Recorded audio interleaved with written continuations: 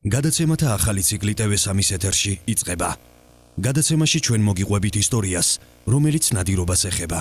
კონკრეტულად კი დღეს ჩვენ ბაზიერებთან ერთად ვინადირებთ და შევეცდებით გაგაცნოთ დაწებელი ფრინველის, მოთვინიერებისა და მათი ადამიანთან ურთიერთობის შესახებ. მოგზაურობა იწყება. განძელი ბაზიერები სანადიროდ გასასვლელად ემზადებიან.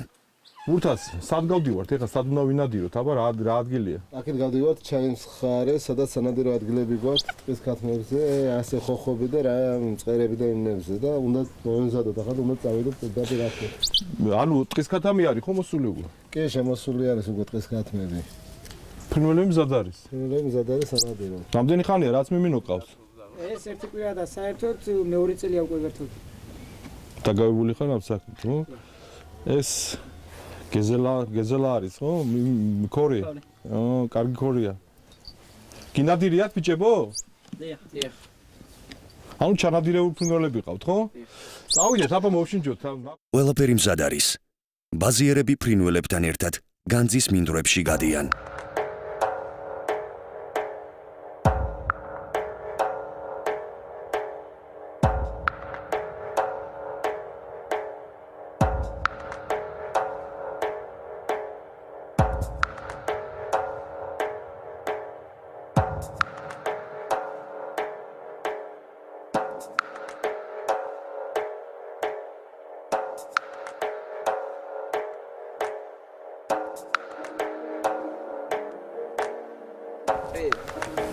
რას ნიშნავს ბაზიერი დღეს და რას ნიშნავდა მრავალი წლის წინ?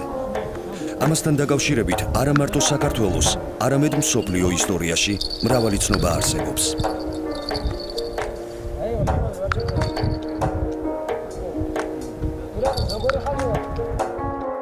ბაზიერი ქორშევარდენთა სანადიროდ დამგეშავ მწვრთნელი და მეთვალყურე ფეოდალურ საქართველოში.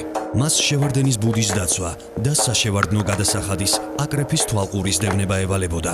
ვახტანგ მეფის დასტურლამალის მიხედვით იყვნენ ქორის, შევარდნისა და გავაზის ბაზიერები. სამეფო კარის ბაზიერი სანადირო უწყებას ეკუთვნოდა და ბაზიერთუხუცეს ემორჩილებოდა.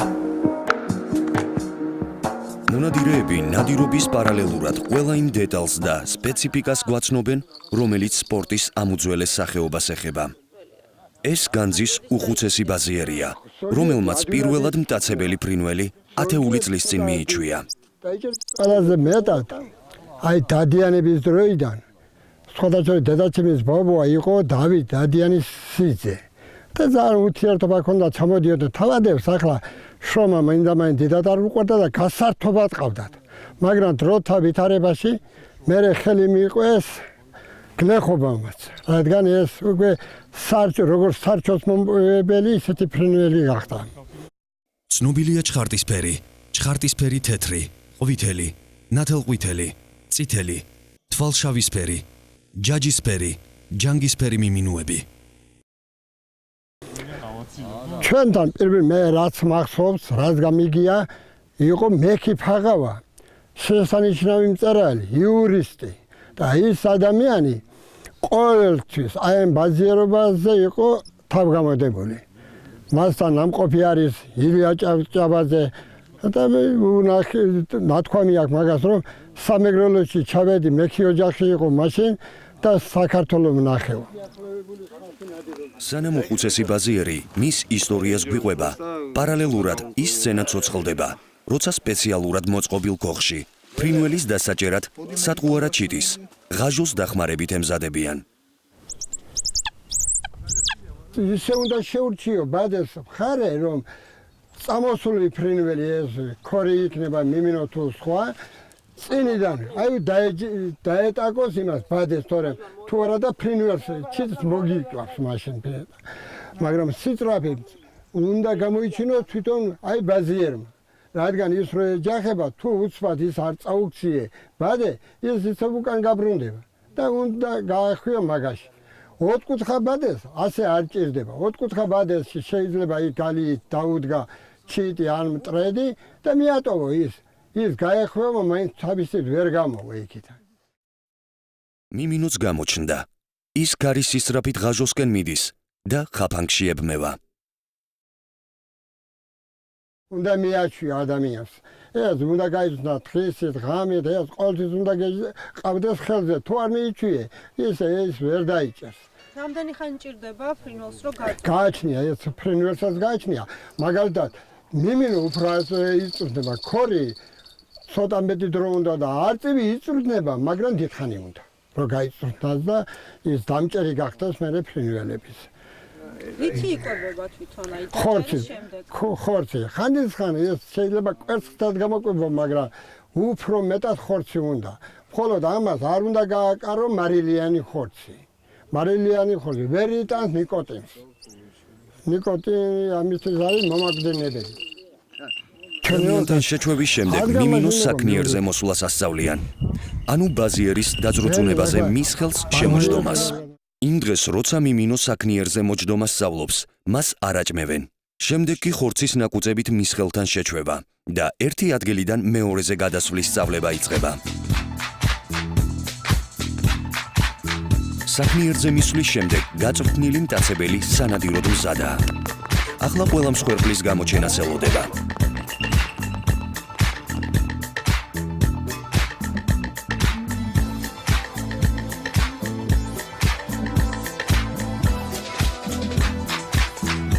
ნადირებიდან მიმინოს ფრინველის თავი და თვალი ერგება.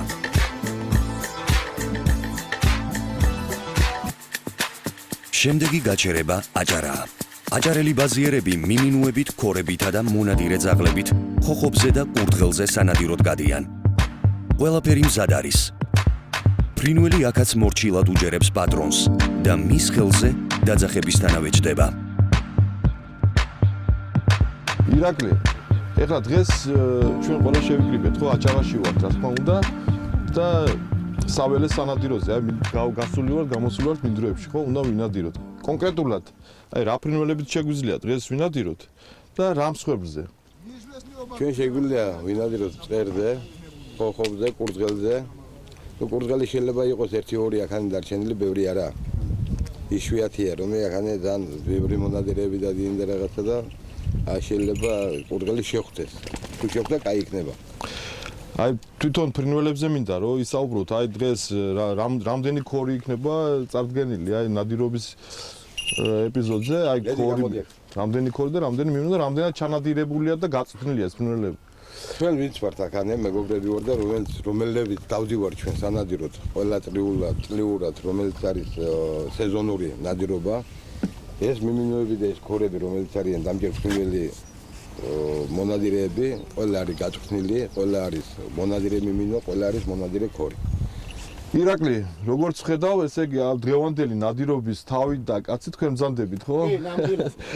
ამიტომ, მოდი ახლა უშუალოდ საქმეზე გადავიდეთ. კი ბატონო.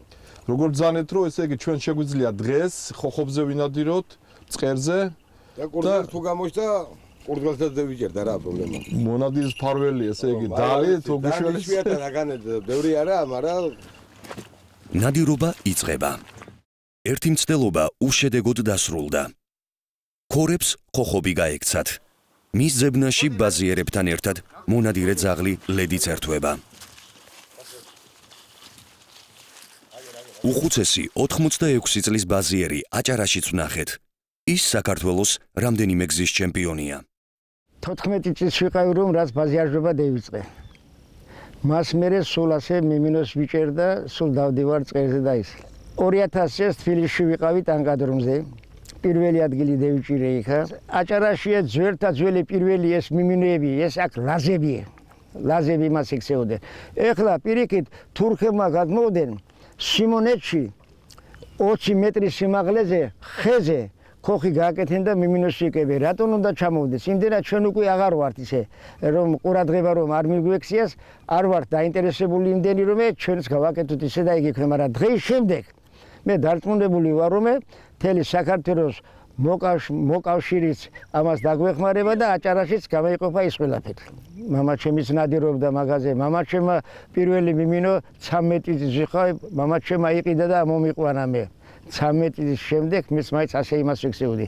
86-ის ვარ და 87-ში გადავდივარ უკვე ახლა. მეორე ხოხობიც გამოჩნდა. გაწვრთნილ ქორს მისი ჰაერში დაჭერა არ გასჭირვებია.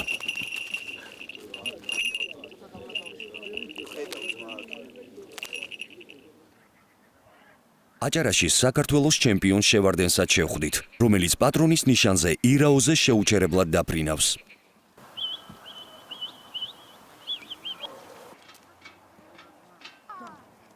მისთვის მტრედის დაჭერა სირთულეს არ წარმოადგენს. პირველ რიგში უნდა გიყვარდეს ფრინველი. მოდი თავისით მოდის დანარჩენი რა, გიყვარს ეფერები, მოვლა უნდა, ძალიან დიდი მოვლა უნდა და ნადირობ რა, ჩვეულებრივად თავისით როცა ბაზიერი ხარ და ოჯახში ტრადიცია არის, თვითონ შენ თვითონ ადამიანი კრიფალ როგორ უნდა გაწვრთნა ის. მე ფრინველი მყავდა შარშან. დილით ვაჭმევდი ჩვეულებრივად. ხოდა დილით გავუშვებდი, წავიდოდი და მეორე დღეს დილით დაუძახებდი ისევე სადაც ახლა ვდგავართ, დაუძახებდი ჩვეულებრივად რა, როცა მას ვუყრიალებდი, ეს ბურთი იყო თუ ეს სპეციალური თუ მტრედი, მოდიოდა ყოველთვის. ერთი ღამით ტოვებდი, ორი ღამით და მე პატარად ბევრი მოვითხოვე მისგან და მამალი იყო ის, მამალი შევარდენი იყო. გაყვა დედალს, მაგრამ დღემდე ვხედავ. დედალში გამცვალა რა. რამდენად ერთგულია? ძალიან ერთგული. ხელით მოფერებაზე საერთოდ არ არის მიჩვეული. ყვირალა მაქს ხელს კიდევს უცხო ადამიანი ძალიან ყვირის და არის აგრესიული. ხანდახან ჩემს მიმართ, მაგრამ უცხო ადამიანმა რომ ხელი მოგდოს შეიძლება რომ ფეხით დაარტყას. ანუ უკბინოს, ისე რომ ატკინოს ამ დაუზიანოს ხელი. თუ ყავთ მოწაფეები პატარა ბაზიერები? რა თქმა უნდა, მყავს აგე რა. ლუკა მოდი, ჩემი დიშვილია, არის ბაზიერი. საქართველოს ჩემპიონი, რამდენიმე გზის პრიზიორი. მაგრამ ჯერ მიმინოსაც წვდის, პატარას გაიზრდება და ქორს გაწვდის. შეჯიბრებაზე პირველად გავედი ბათუმის ანგისაზე. შემდეგ ქუთაისში, ოზურგეთში, ჩოხატაუში, თბილისობაზე პირველი ადგილი ავიღე, ჩოხატაუში მეორე. როდესაც ქუთაისში გავედი, გადმომწეს თასი უეფხი კლუბზე. და მე ძალიან მიყვარს ეს სპეციალობა და მინდა რომ ჩემს თავმოყრობას გადავსწრე. რამდენი ხანია რაც ბაზიერი ხარ? მე ბაზიერი ვარ დაახლოებით 4-5 წელი. და რამდენი წლის ხარ? მე 10 წლის ვარ. აჭარასაც გამოვემშვიდობეთ. მანამდე კი ზღვის პირზე ახალგაზრდა ბაზიერმა საჩვენებელი შოუ მოგვიწყო.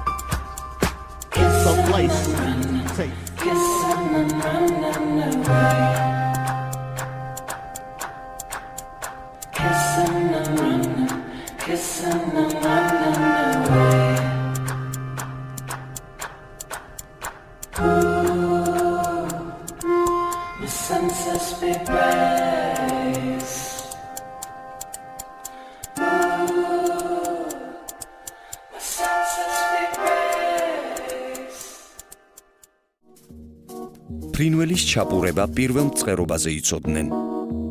ბავლის გაგდების შემდეგ მტაცებელი უკვე გამართულია და მისი სანადირო წაყვანა მეორე დღესვე შეიძლება.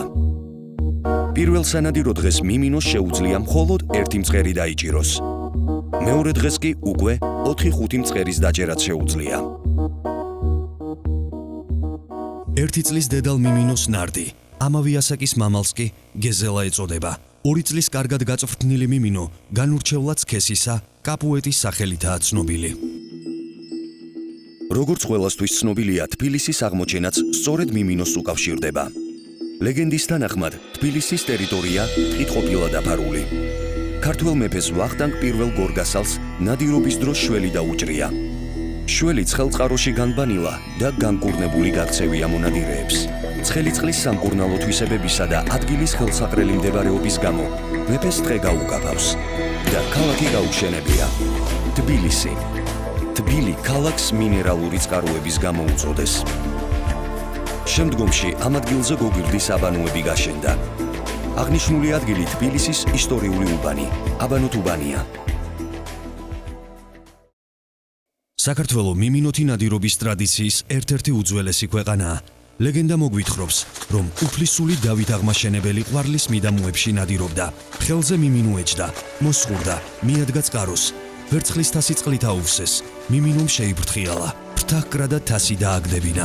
მეორედ შეუსეს, ისევ დააგდებინა თასი. მესამედაც იგივე განმეორდა. გულმოსულმა უფლისულმა მიმინო მოკლა. როდესაც წყლით თასი ისევ შეუსეს, ვეზირმა არ დაანება. იეჭვა რომ რაღაც ხდებოდა. წყალი მონადირე ძაღლს შეასვეს და ის მოკვდა. აღმოჩნდა რომ წყლის სათავეში შხამიანი გველი იწვა და შხამს ანთხევდა. უფლისულის ბრძანებით სათავე გაწმინდეს. მიმინო იქვე დამარხეს და მისი ერთგულების ნიშნად მიმინოს წყარო უწოდეს. დავით აღმაშენებელი ესე დაწებელ თავისი საყვარელი ფრინველი ყავდა და ესე თვალებში ჩახედავდა, იღებდა აი ამ დაწებლის ენერგიას და ამ ენერგიით, ამ შემართებით მიდიოდა ბრძოლაში და როგორც წესი ყოველთვის იმარჯვებდა. ბაზიერების ისტორია 4000 წელს ითვლის. ბაზიერი სპარსული წარმოშობის სიტყვაა. ბაზი დამჭერ მტაცებელ ფრინველს ქვია. განსაკუთრებით გავრცელებულია ქორშავარდნით, არწივით, მიმინოთი და გავაზით ნადირობა. საბაზიერო ხელოვნების სამშობლოდ მეცნიერები აზიას მიიჩნევენ. უძველესი ფესვების მიუხედავად მას მაინც მომავლის სპორტს უწოდებენ.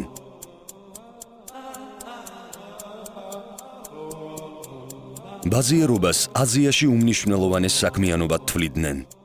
ცნობილია, რომ კარგად გაწვრთნილ ერთ შევარდენში არაბული ცხენების მთელ რემას ცვლიდნენ. საფრანგეთის მეფემ ჯვაროსნული ლაშქრობების დროს ტყვედ ჩავარდნილი თავისი ვაჟი 12 შევარდნით გამოისყიდა.